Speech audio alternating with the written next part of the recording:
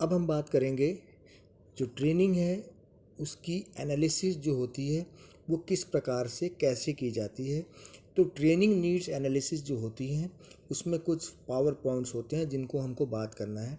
ये जो training analysis होती हैं ये ट्रेनिंग नीड एनालिसिस में हम इस पॉइंट को बहुत फोकस करते हैं, इस पे बहुत एम्फेसिस करते हैं कि जो किसी भी प्रकार का गैप है between the knowledge and skill processed and the knowledge and skill required, इस बात को हम ध्यान में समझें, उसकी स्टडी कर सकें। मतलब ये हो रहा है जो नॉलेज है किसी पर्सन का, जो स्किल्स हैं उसमें वो कितना रिक्वायर्ड है और उसके पास कितना है, इस बात को हमको ध्यान में रखते हुए अपनी ट्रेनिंग को एनालाइज करते हुए प्लान करना पड़ता है।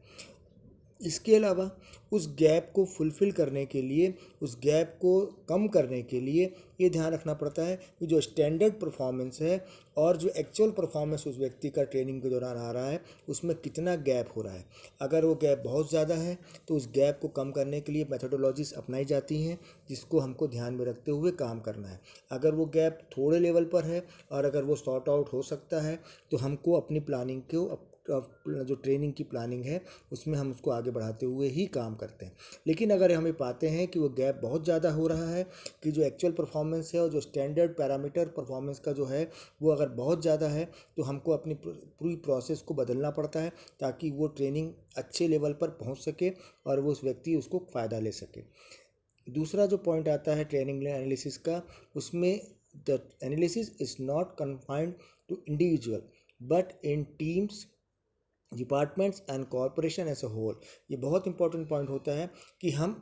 इंडिविजुअल पे कर रहे हैं, लेकिन ये सिर्फ इंडिविजुअल के लिए नहीं है, ये पूरी की पूरी टीम के लिए होती है। जैसा मैंने आपको पहले भी कहा कि ये जो ट्रेनिंग होती है ये प्रोजेक्ट्स की बेसिस पर ट्रेन किया जाता है, उस प्रोजेक्ट में टीम काम करती है। तो अगर हम उस टीम में अगर 10 सदस्य हैं तो हमारा टारगेट होता है कि हम फोकस हर व्यक्ति पर करें, लेकिन ट्रेनिंग उन 10 व्यक्तियों की हो ताकि वो 10 व्यक्ति पूर्ण रूप से तैयार हों और पूरी तरह से वो उस पर्टिकुलर टास्क को परफॉर्म कर सकें ताकि उसका रिजल्ट पॉजिटिव आए। ना केवल ये, उस टीम के साथ साथ जो डिपार्टमेंट जिसमें वो काम कर रहे हैं या जिस कॉरपोरेशन में वो काम कर रहे हैं उन सब की होलिस्टिक वे में ट्रेनिंग हो ताकि वो एक दूसरे के बीच, उनके बीच जो कोऑर्डिनेशन है, किसी प्रकार का कोई अगर लैकुना है तो वो सब दूर हो सके और अकॉर्डिंगली वो तैयार होकर अपना काम को अच्छे से अच्छा फुलफिल कर सकें। इसके अलावा जो ट्रेनिंग नीड होती है वो ये ध्यान में रखा जाता है कि the training need is any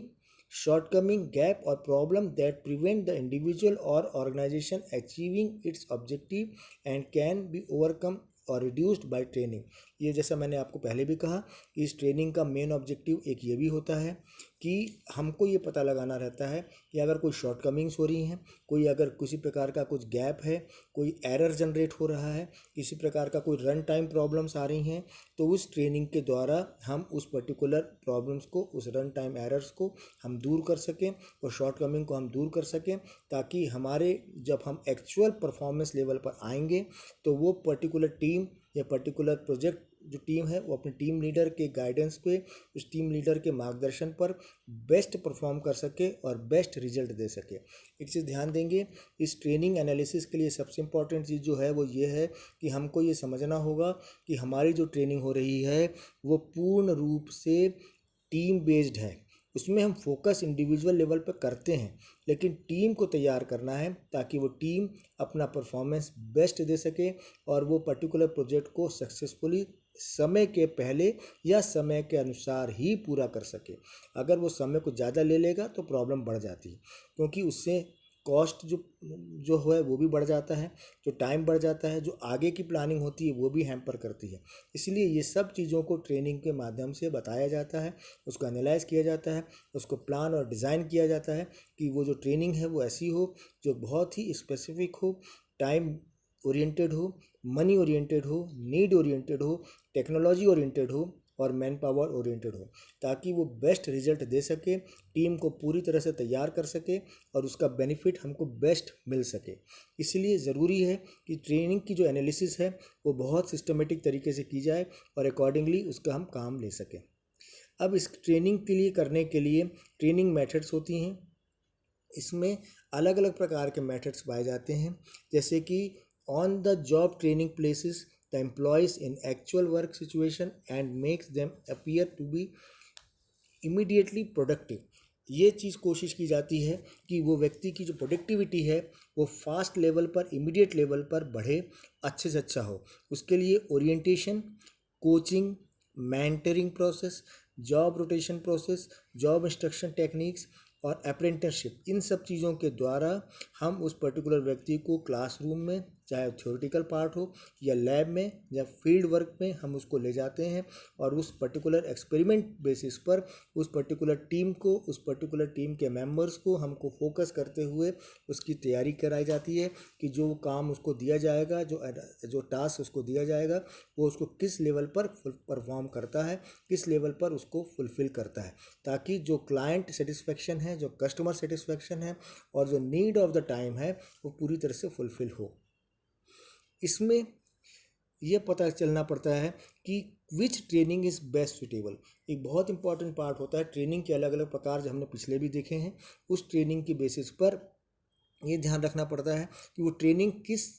level पर होनी चाहिए और किस व्यक्ति के लिए कौन सी ट्रेनिंग बेस्ट सूटेड है। अगर वो व्यक्ति बहुत अच्छा एक्सपीरियंस्ड है, टेक्निकली स्ट्रांग है और हम उसी टेक्निकली स्ट्रांग पर्सन को टेक्नोलॉजी की ही ट्रेनिंग दे रहे हैं जिसमें ऑलरेडी आता है उसको, तो वो उसके लिए टाइम वेस्ट है। इसलिए हमको ध्यान रखना पड़ता है कि हमको नीड असेसमेंट ज़रूरी है कि वो व्यक्ति थ्रेशोल्ड पर है या ओरिएंटेशन लेवल की ट्रेनिंग करनी है, वो व्यक्ति को रिफ्रेशर लेवल पर ट्रेनिंग करनी है कि वो कंटिन्यूइंग लेवल पर ट्रेनिंग करनी है। ये बहुत इंपॉर्टेंट पार्ट आता है। अगर उस व्यक्ति को ज़रूरी है तो वो ट्रेनिंग का प्रोसेस जो मोड होगा वो रेमेडियल होगा या वो किसी न किसी पार्ट का सेक्टोरियल पार्ट होगा। तो ये सब चीज़ों को ध्यान में रखते हुए हमको काम करना है। जो ट्रेनिंग होती है वो हॉरिजॉन्टल लेवल पर ग्रो कर रही है या वर्टिकल लेवल पर ग्रो कर रही है, इसको भी ध्यान में रखना पड़ता है, जिससे कि वो ट्रेनिंग टॉप लेवल पर अगर ग्रो करती जा रही है वर्टिकल, तो वो ट्रेनिंग आगे चलकर मैनेजमेंट तक और अपग्रेडेशन लेवल पर ट्रेनिंग होती है। ना केवल ये, अगर ज़रूरत पड़ती है तो वापस उसको रीशेड्यूल करते हुए रीट्रेनिंग का काम किया जाता है।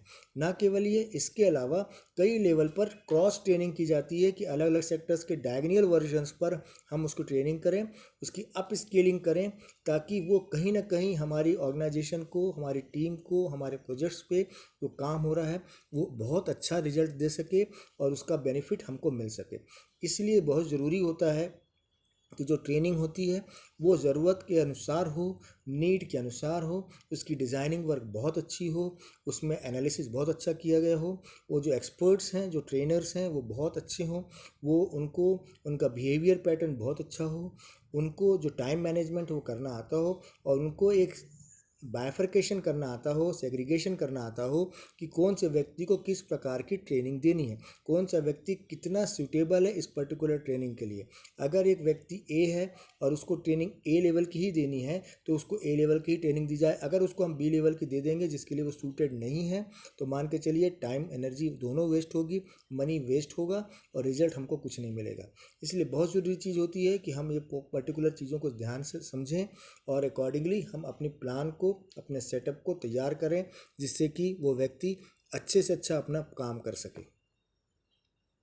अब इसके बेसिस पर जो हम काम करते हैं तो हमको ये ध्यान में रखना पड़ता है कि जो इवैल्यूएशन फेज़ होता है कि अब हम जब पूरी की पूरी ट्रेनिंग को हम मॉड्यूल लेवल पर तैयार कर लेते हैं तो ये ध्यान में रखा जाए कि जो इस पर्टिकुलर लेवल की ट्रेनिंग जो होती है वो पर्टिकुलर इंडिविजुअल को मेजर किया जाए, ना केवल ये वो इंडिविजुअल किस टीम का मेंबर है उस टीम को मेजर किया जाए, उनके परफॉर्मेंस को मेजर किया जाए और फिगर आउट किया जाए कि किस किस लेवल पर, किस किस जंक्शर पर, किस किस एंटिटीज़ पर इम्प्रूवमेंट की ज़रूरत है और अकॉर्डिंगली उस इम्प्रूवमेंट को उस पर्टिकुलर लेवल पे जो उसमें फिगर आउट हुआ है उसको हम इम्प्रूव करें। उस इम्प्रूवमेंट के लिए हमको क्या और अलग से चीज़ों की ज़रूरत पड़ेगी उसको ध्यान में रखते हुए हम पूरी की पूरी ट्रेनिंग को आगे बढ़ाते हैं। और इसके लिए ज़रूरी होता है कि जो इवैल्यूएशन होता है उसमें हम कॉस्ट को, बेनिफिट को, प्रॉफिटेबिलिटी को हम एनालाइज करें और उसके लिए हम प्रॉपर बेंचमार्क लगाएं, उसके लेवल्स फिक्स करें कि किस लेवल पर कौन सी टीम को, कौन से पर्सन को किस बेंचमार्क के हिसाब से काम करना है। अगर वो फ्रेशर है तो उसका बेंचमार्क क्या है, अगर वो एक्सपीरियंस्ड है तो उसका बेंचमार्क क्या है, अगर वो टॉप लेवल पे काम कर रहा है या मिड लेवल पे काम कर रहा है तो उसका बेंचमार्क क्या है। अलग अलग लेवल्स पर अलग अलग प्रोफाइल के हिसाब से उस पर्टिकुलर व्यक्ति का, उस पर्टिकुलर टीम का बेंचमार्क होता है और उस पर्टिकुलर व्यक्ति के, उस पर्टिकुलर टीम के आधार पर ही वो बेंचमार्क को तय किया जाता है और उसके हिसाब से ट्रेनिंग दी जाती है। और जब ये ट्रेनिंग पूरी बेंचमार्क के हिसाब से सेट होती है, प्लानिंग सिस्टमेटिक चलती है, तो फाइनली ट्रेनिंग कंडक्ट की जाती है और उसके बेसिस पर इवेल्युएशन किया जाता है। और इवेल्युएशन पे ये देखा जाता है कि जो स्कोर आ रहा है वो पिछले लेवल पर कंपैरिजन वाइज, अगर वो कंपैरेटिव एनालिसिस को हम ध्यान में रखें तो वो अप ग्रो हो रहा है कि वो डाउन ग्रो हो रहा है। अगर वो डाउन लेवल पर जा रहा है तो कहीं ना कहीं ट्रेनिंग में कमी है, या वो ट्रेनर पे कमी है, या वो जो ट्रेनीज़ हैं एम्प्लॉयज़ की वो कमी है। इसलिए ज़रूरी होता है कि हम लेवल ऑफ इवैल्यूएशन अलग अलग सेक्शन वाइज करते चलें और उसकी बेसिस पर अगर कहीं कुछ कमी आती है तो उसकी बेसिस पर हम फिर से उसको रीडिज़ाइन करें, रीट्रेनिंग करें, ताकि वो बेस्ट रिजल्ट हमको मिल सके और बेस्ट रिजल्ट के आधार पर ही हम उस पर्टिकुलर ट्रेनिंग को आगे बढ़ा सकें। Thank you.